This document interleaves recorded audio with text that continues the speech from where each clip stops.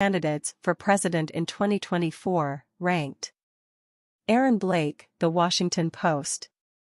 3 months ago, in The Washington Post's quarterly list of the top 10 most likely Democratic candidates for president in 2024, that changed things up. For a while, they had been ranking only the candidates not named Joe Biden. In the seemingly unlikely scenario he didn't run again, the idea was, here's who would be next in line. But that scenario seemed to be growing more likely, so they decided to also include Biden on the list. The reason: there might come a time when the incumbent president isn't the most likely nominee the next time around, for whatever reason. And his own 2024 maneuverings were suddenly very much worth evaluating in real time. He's still the most likely nominee, and he's still sending the signals that he truly intends to run again. But it's all looking significantly more tenuous than it was even 3 months ago. A poll this week showed that 26% of Democrats wanted Biden to be their nominee in 2024, while 64% preferred someone else. As Biden's approval rating has fallen, he has also seen erosion on this question, to the point where about the only analog we can find in modern political history is Jimmy Carter. People like the idea of a hypothetical alternative, often much more than the flawed, actual ones. It's entirely possible the president's numbers will recover if inflation wanes. But many, indeed, most, Democrats who still like Biden personally would prefer someone else on the ballot in 2024, at least right now. And that's highly unusual. The main question from there would seem to be whether anyone will challenge Biden for the party's nomination, a la Reagan versus Ford in 1976 or Kennedy versus Carter in 1980. Thus far, most everyone insists they'll defer, as CNN's Edward Isaac Dover recently recapped. But the more immediate question is whether current conditions tempt Biden to ultimately decide not to run at all, and, more immediately, tempts the party to push the 79-year-old in that direction. Modern elections are about base mobilization, after all, and about the only way Biden seems likely to get a strong base turnout is if Donald Trump or someone else the Democratic base hates is the Republican nominee. Even then, it seems a pretty big gamble to put up someone Democratic voters are so lukewarm on.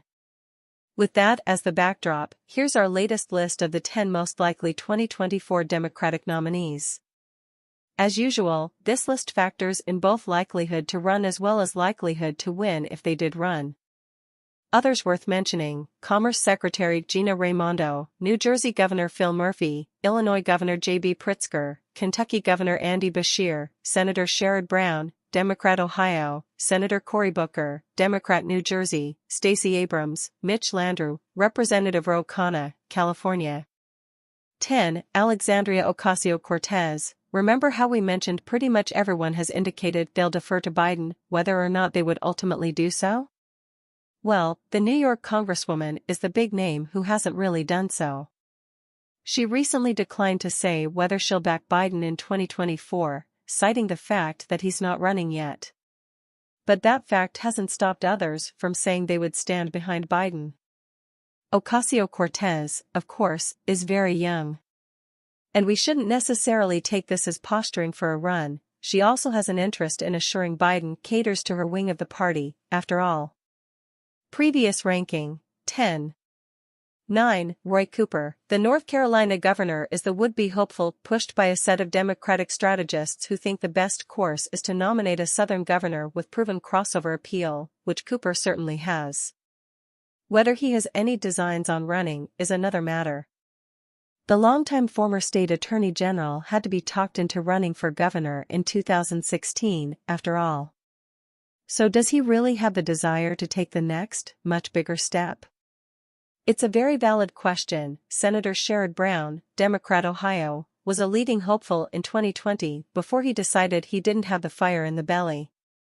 Cooper can make an argument that few on this list can make, having won repeatedly in a state carried by Republican presidential nominees, including in the same election. Previous ranking: 6. 8. Gretchen Whitmer. The Michigan governor checks a lot of boxes as a well-regarded, proven commodity in a swing state. And if she can win her 2022 re-election race, no easy proposition in this environment, but one aided by the GOP's ballot problems, she'll likely vault up this list. Interestingly, Whitmer recently passed on an opportunity to say whether she'd urge Biden to run again. I'm not going to weigh in on whether he should run, she said, adding, if he does run, he'll have my support. Previous ranking, not applicable. 7. Gavin Newsom. Perhaps nobody is making early and interesting plays these days as much as the California governor. He recently launched ads in Florida aimed at Governor Ron DeSantis, the second most likely 2024 GOP nominee in our rankings. And Newsom has offered not terribly subtle criticisms of how his party is prosecuting the national political debate. We still don't know that a former San Francisco mayor is really what Democrats are looking for, but it's as evident as ever that Newsom is building towards something, no matter how much he downplays it. Previous ranking, 9. 6. Bernie Sanders. Shortly after our last rankings, something interesting happened. Sanders' 2020 campaign put out a memo stating that Sanders might run again if Biden doesn't. In the event of an open 2024 Democratic presidential primary, Senator Sanders has not ruled out another run for president, so we advise that you answer any questions about 2024 with that in mind, the memo told supporters. The 80-year-old independent senator from Vermont had previously stated that he was very, very unlikely to ever run again, which at the time took him off this list. After the memo went public, Politico reported that Sanders himself had approved it. Previous ranking, not applicable.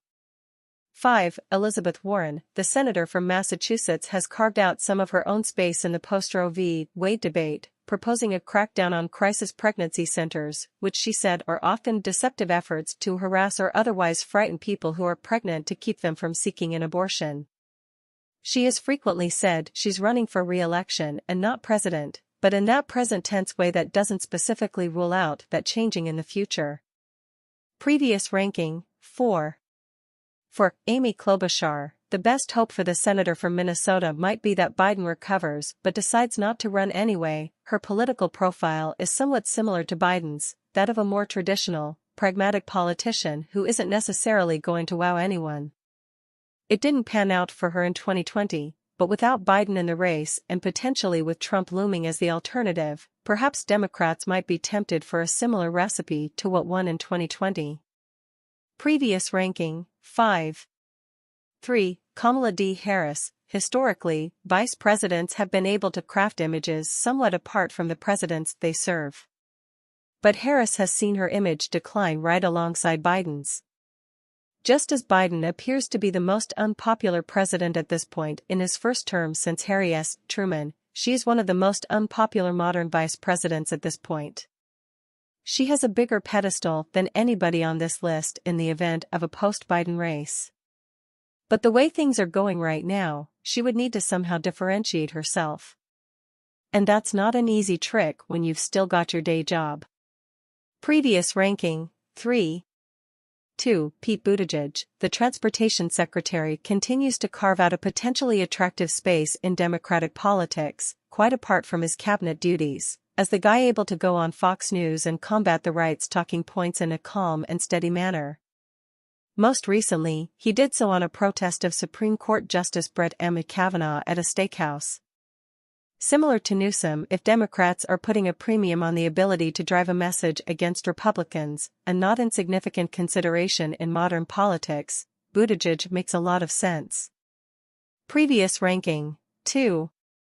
1. President Biden. Biden has almost always couched his 2024 plans as saying he intends to run, which carries some wiggle room. But the Washington Post's Tyler Pager and Michael Scherer reported recently that it's not just idle talk, that Biden's political operation is doing the things you would expect to announce a re-election campaign next year. Biden this week also offered an animated response to the poll mentioned above, saying, "Read the polls, Jack. You guys are all the same." That poll showed that 92% of Democrats, if I ran, would vote for me. That's true, and he still narrowly led Trump 44-41 in a 2020 rematch, but all that's in the general election. And polls show significantly fewer Democratic primary voters say they would vote to advance him to that contest. Previous ranking, 1.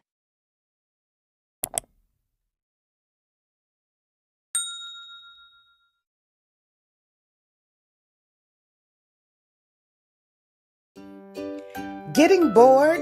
Want to enjoy some relaxing music? Do you need to get updated with all the latest news, but don't have enough time to watch TV for hours? Or do you need to get your praise and worship on? We have your solution to your problem. SAVEDnewsRadio.com got everything you need. Listen to SAVEDnewsRadio.com, filled with praise and worship 24/7, everywhere, in your home, laptop, or tablet, on your phone, in your car, and on Alexa. Install the Save News Radio skill on Alexa, and then just say, "Alexa, launch Save News Radio." The beautiful, uplifting sounds of praise and worship music, ministries, news, and more. SaveNewsRadio.com, created to glorify God and edify the body of Christ.